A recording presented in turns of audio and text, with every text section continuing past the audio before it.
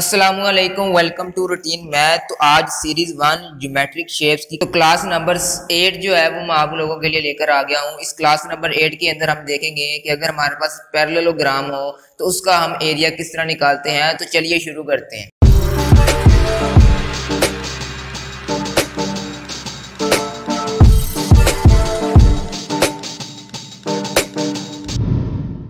Alright, welcome back. तो सबसे पहले हम यहाँ पे पैरेललोग्राम की डेफिनेशन चेक कर लेते हैं कि पैरेललोग्राम होती किस तरह की है, इसकी डेफिनेशन क्या है। तो इसकी यहाँ पे जो प्रॉपर डेफिनेशन है वो मैंने यहाँ पे लिख दी है कि पैरेललोग्राम जो है इज अ ज्योमेट्रिक फिगर। ये एक हमारे पास ज्योमेट्रिक की एक शक्ल है, एक ज्योमेट्रिक फिगर है।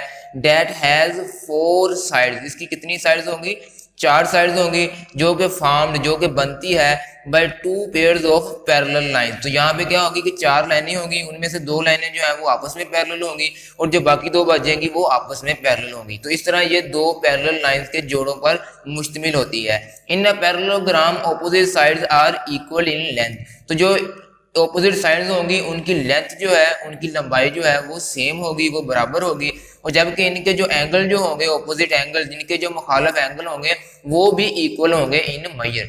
तो यहाँ पे पैरेललोग्राम की डेफिनेशन क्या हो गई कि ऐसी फिगर जो 4 साइडों पर मुश्तमिल होगी और उन 4 साइडों में से 2 साइडें जो है वो आपस में पैरेलल होंगी और बाकी 2 साइडें जो है वो आपस में पैरेलल होंगी। अब जो 2 साइडें आपस में पैरेलल हैं उनकी लंबाई जो है वो सेम होगी और इसी तरह जो 2 एंगल्स हैं, जो मुखालिफ एंगल हैं, जो ऑपोजिट एंगल हैं, वो भी इक्वल होंगे इन मेजर। उनका जो हम एंगल मेजर करेंगे वो भी इक्वल होगा। तो ऐसी फिगर को हम पैरेललोग्राम कहते हैं कि जिसमें 2 साइडें आपस में पैरेलल हों और उनके जो ऑपोजिट एंगल्स हों वो भी इक्वल हों। तो उसके बाद हम देख लेते हैं कि पैरेललोग्राम दिखने में हमें किस तरह की नजर आती है। तो इस तरह की शेप्स को जो है वो हम पैरेललोग्राम कहते हैं। तो यहाँ पे ये इसकी फर्स्ट साइड हो गई, ये इसकी सेकंड साइड हो गई, ये इसकी थर्ड साइड और ये इसकी फोर्थ साइड। तो यहाँ पे आप क्लियरली देख सकते हैं कि इसकी 4 साइड हैं। तो यहाँ पे ये वाली साइड और ये वाली साइड जो है ये आपस में पैरेलल हैं और यहाँ पे ये साइड और ये वाली साइड जो है ये आपस में पैरेलल हैं। तो इस तरह आप देख सकते हैं कि इस वाली साइड की लेंथ जो है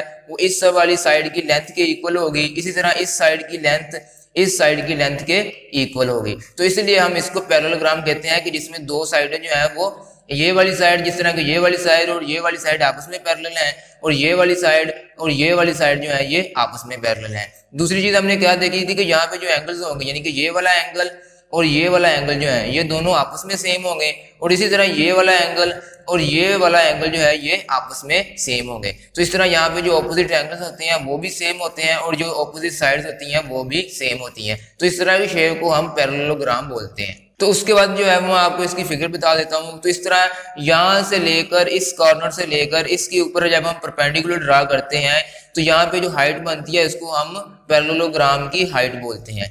तो यहाँ से लेकर यहाँ तक के तो जो डिस्टेंस होता है, यानी कि यहाँ से लेकर हमारे पास यहाँ तक का जो हाइट बनेगी उसको हम उसके आल्टीट्यूड या हाइट बोलते हैं।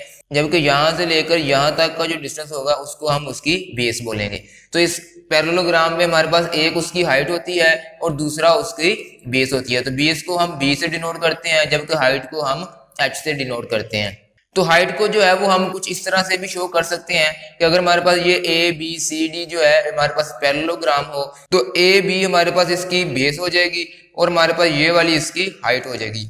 इस हाइट को हम यहाँ पर भी ड्रा कर सकते हैं या फिर हम अगर चाहें तो हमने जिस तरह की पिछली फिगर में देखा था तो हम इसको यहाँ पर भी ड्रा कर सकते हैं। तो बेसिकली जहाँ पे मर्जी ड्रा कर ले, है ये सेम ही हाइट इसकी। तो इसका अगर हमने एरिया निकालना हो तो उसका एरिया निकालने का फॉर्मूला क्या आ जाएगा कि बेस मल्टीप्लाई बाय हाइट। तो आपने क्या करना है कि सिंपल जो हमारे पास बेस होगी उसको आपने मल्टीप्लाई कर देना है किसके साथ? हमारी हाइट के साथ। तो जब हम बेस को हाइट के साथ मल्टीप्लाई करेंगे तो हमारे पास एरिया ऑफ पैरेललोग्राम जो है वो निकल कर आ जाएगा। तो एरिया ऑफ पैरेललोग्राम निकालने का फॉर्मूला क्या हो गया कि आपने बेस को हाइट के साथ मल्टीप्लाई करना है तो हमारे पास एरिया ऑफ पैरेललोग्राम आ जाएगा। तो अब हम इसको एक एग्जाम्पल के थ्रू भी देख लेते हैं। तो यहाँ पे मैंने इसकी एग्जाम्पल ले ली है।